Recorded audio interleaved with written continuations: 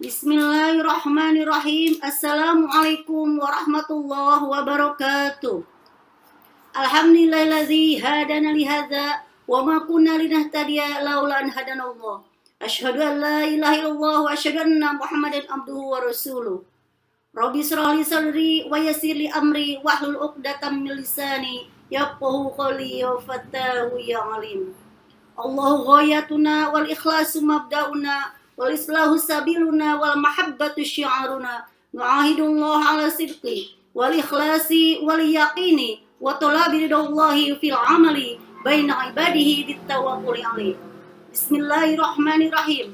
Bismillahi wala haula wala quwwata illa billahil aliyyil azim. Allahu akbar. Pertama-tama dan yang utama, marilah kita panjatkan puji dan syukur hadirat Allah Subhanahu wa Ta'ala, yang mana dengan izinnya dan ridhonya lah kita semua dapat berkumpul di tempat yang penuh berkah ini. Salawat serta salam semoga tercurah limpahkan selalu pada junjungan kita Nabi besar Muhammad sallallahu alaihi wasallam, pada keluarganya, sahabatnya, dan sampailah kepada kita semua selaku umatnya, yang mudah-mudahan nanti di yaumil akhir kita mendapat syafaat darinya. Amin ya rabbal alamin. Hadirin rahimakumullah. Sebagaimana kita ketahui bahwa bulan ini adalah bulan Ramadan, bulan yang penuh berkah dan ampunan. Yang mana pada bulan ini, setiap tanggal 17 Ramadan ada suatu peristiwa yang sangat penting bagi kehidupan manusia, yaitu diturunkannya kitab suci Al-Quran. Yang pertama kali yang merupakan tonggak panjang dalam sejarah umat manusia, yang memisahkan antara zaman gelap gulita, antara zaman yang terang benderang, antara yang hak dan yang batil. Pada saat itu diturunkan wahyu pertama yang dinamakan dengan Nuzulul Quran.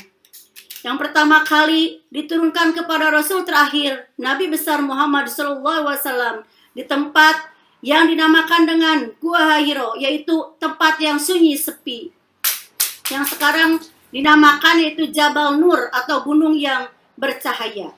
Hadirin rahimakumullah, kita sebagai umat Islam, apalagi kita berada di lingkungan PUI atau Persatuan Umat Islam, menghadirkan intisab sebagai ruh pengenalan atau ruh pengamalan Islam, yaitu menyatukan atau mempersatukan di antara manusia atas dasar ikatan tauhid. Ikatan tauhid kepada Allah Subhanahu wa Ta'ala. Kebiasaan membaca intisab di setiap pertemuan-pertemuan atau pengajian-pengajian PUI adalah kebiasaan yang baik, dengan tujuan agar teks doktrin intisab tersebut meresap ke dalam jiwa kita sebagai PUI. Hadirin rahimakumullah. Dalam pertemuan ini, kita akan mengambil tema atau akan membahas tentang bagaimana kita menginternalisasikan nilai intisab ke dalam seluruh masyarakat. Tentunya dengan melalui tahapan-tahapan proses dan sebagainya. Di antaranya, satu, ada yang dinamakan dengan takrif. Takrif itu yang dinamakan dengan proses pengenalan. Dalam tahapan ini, proses pengenalan ini dilakukan dengan sosialisasi intisab melalui media yang beragam jumlahnya. Sosialisasi intisab ini misalnya seperti tabligh akbar atau seminar-seminar dan lain-lain, termasuk media online yang semakin berkembang variasinya. Yang kedua, yaitu proses takwin, yaitu proses pembentukan. Dalam proses pembentukan ini ditentukan dengan memilih sosok-sosok terbaik dari hasil proses takrif tadi atau proses pengenalan tadi. Setiap muslim yang siap menjadi kader PUI dididik agar mampu mengenakan atau menggemban amanah yang lebih berat dan tegas, yang lebih khusus dalam merealisasikan intisab kepada masyarakat luas. Yang ketiga, yang dinamakan dengan proses tanfiz atau proses pengamalan. Dalam proses ini dilakukan dengan penugasan-penugasan amaliyah yang berkesinambungan dari turunan intisab kepada sosok-sosok terpilih dalam bentuk penugasan individu, baik individu atau kelompok. Proses ini berusaha menginternalisasikan intisab ke dalam bentuk amal yang nyata, sehingga terjadi peningkatan pemahaman intisab yang semakin kokoh pada amal jama'i di lingkungan persatuan umat Islam. Hadirin rahimakumullah, Dengan demikian, Intisab PUI diharapkan melahirkan sosok yang siap merealisasikan atau menginternalisasikan janji setianya. Sehingga dalam organisasi PUI ini sebagai pengertian atau pergerakan yang siap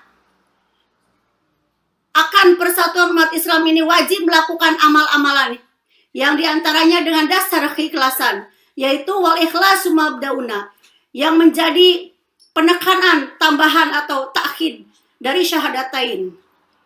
Allah Subhanahu wa taala berfirman dalam surat Al-Baqarah ayat 156. A'udzu billahi minasyaitonir rajim. Bismillahirrahmanirrahim.